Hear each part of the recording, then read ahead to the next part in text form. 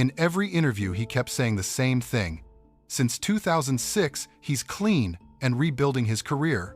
A reformed spaceman trying to keep it together.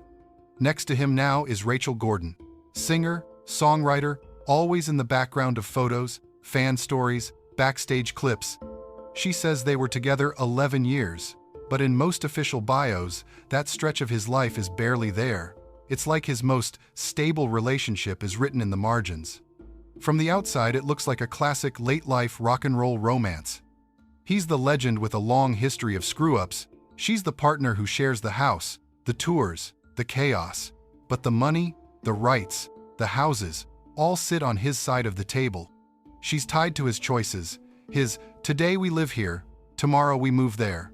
That's a perfect setup for things to blow up. Even the sobriety line sounds shaky. He keeps saying he's fine. Fans keep trading stories about late nights and weird moments. No one can prove anything, but the rumors are enough to make that quiet home feel not so steady. For some people, Rachael is the woman who kept him alive. For others, she's a gatekeeper, the person who controls access to Ace, cuts out old friends and fans, decides who gets through the door. The house looks at the same time like a safe place and like a locked box. And the smoother that picture looks, the more it feels like this isn't a happy ending. It's just calm before impact, the kind that ends one night with a simple turn of the lock, when the people walking into the house aren't exactly welcome. The night the door opens for security, not a key. In the fall of 2019, that quiet home blows up. Rachael files in court and asks for a temporary restraining order against Ace. In the paperwork, there's a scene TMZ and the music sites will jump on. According to her, Ace comes back from a trip out of nowhere, not alone, with a male and a female security guard and his daughter Monique. That's not the husband came home, that's a small raid. Who planned it? Ace himself, his management, his family. The documents don't say. They walk into the house, pass by Rachael without a word, and go straight to the office. Ace silently packs up guitars, gold records, trophies. He doesn't touch furniture or clothes. He's taking his legacy. The house kind of stays with her, but Ace walks out with everything that makes him Ace Frehley. Rachael says the female guard threatens her physically, and Monique yells, "You are a skank. My family will kill you." Where does that kind of hate come from? What went down between Rachael and Ace's family before that night, we don't know. A few minutes later, it's over. Ace and his people leave. Rachael is alone, in shock, scared, paralyzed with fear, as she tells it. The court gives her a temporary restraining order. Ace can't come near her or the house. After that night, Rachael is left with empty walls, a shaken nerve, and a piece of paper from the court. And if in her story Ace is the aggressor with security in tow, what will he say when he has to talk under oath? Court. When the movie turns into a transcript, the temporary order is just episode 1. The main scene comes in January 2020, when they get to the hearing about a permanent restraining order. In court, Ace says one simple line, "I never laid a hand on Rachael." He also claims she admitted that herself in her statements. Judge Harry Pawazek listens to both sides. He makes it clear, domestic violence is always serious. No one here is taking it lightly.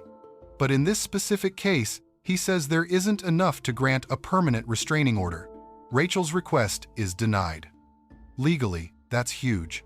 Headlines pop up like, "Judge denies restraining order to guitarist Ace Frehley's former girlfriend." In plain terms, the court does not treat her story as proven. Emotionally, nothing gets reset. The fan base splits in two. Some believe her and bring up Ace's long history with booze and pills. Others back Ace and see this as an attempt to grab his money and his house during a scandal.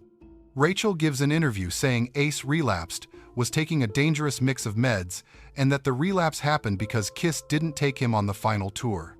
Important, that's her side, her version. Officially, Ace sticks to his line. He's sober, he's working, and "I never laid a hand on Rachael." Late-life love has turned into a late-life war. The money trail. Gordon versus Frehley. A few months after the restraining order drama, there's another twist. On October 28, 2020, Rachael files a new lawsuit, this time not about violence, but about money. Gordon, Rachael versus Frehley, Paul Daniel Ace Frehley, shows up as a civil case for breach of contract. What contract she means isn't spelled out in detail anywhere public.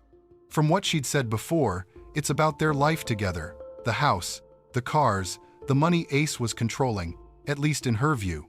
She says she was left with nothing: rent to pay, deposits, car payments, legal fees, and the rock star she lived with for over 10 years, she says, should cover that bill.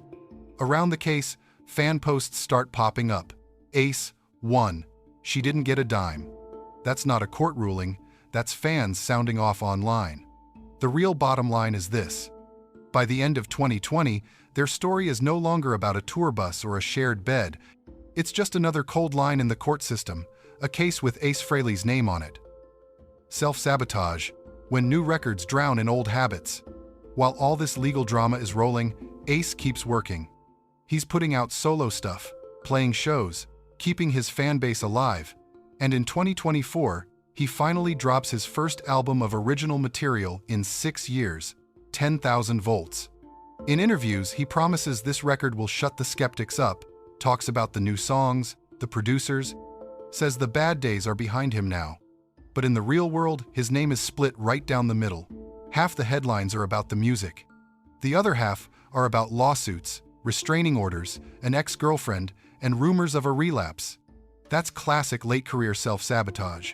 Every step forward pulls a long chain of old mistakes behind it, and people end up talking less about the riffs and more about what's going on behind his front door.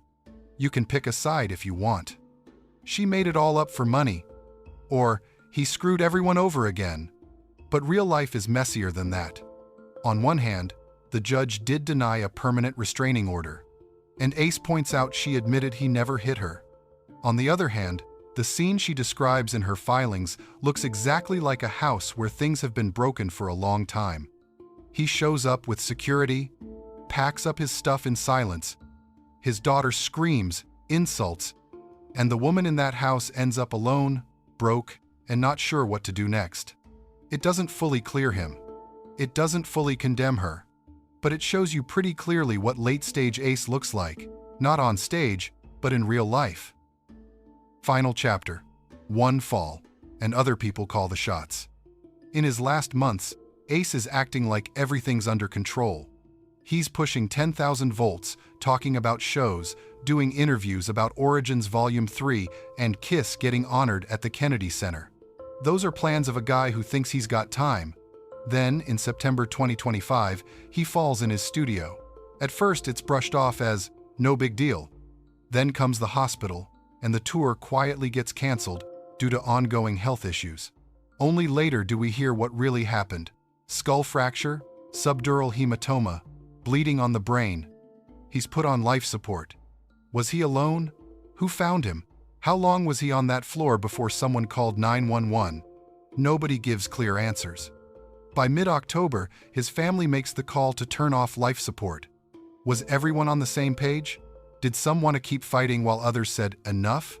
Again, no straight explanation. The medical examiner writes the cold final line: blunt force trauma to the head from a fall.